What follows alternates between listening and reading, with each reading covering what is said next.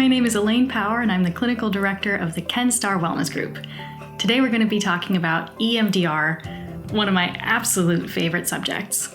And EMDR stands for Eye Movement Desensitization and Reprocessing. It's a specialized therapy technique which has been approved by the World Health Organization for PTSD with demonstrated effectiveness in over 30 clinical trials.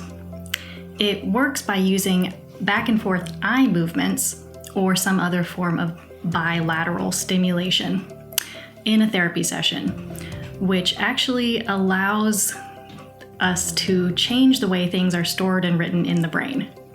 So that allows us to unlink the connections between trauma and distressing emotions, negative beliefs about ourselves, unlinking those connections and allowing instead the brain to write more adaptive, healthier connections instead.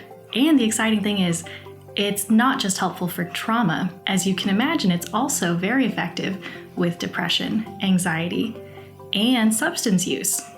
In the same way that we can unlink trauma with EMDR, we can also unlink the connections between substance use, focusing on a person's cravings, their triggers to use, positive memories associated with substance use.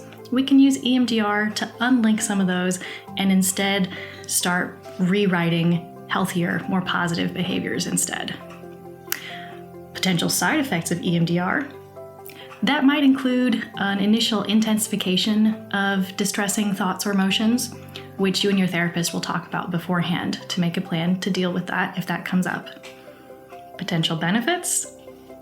Well, relief, hope, freedom from old distress, old patterns of behavior, the ability to rewrite healthier, more adaptive connections for yourself. So talk to your therapist today about whether EMDR might be right for you. Thanks for tuning in, guys. If you have any questions, give us a call at the office.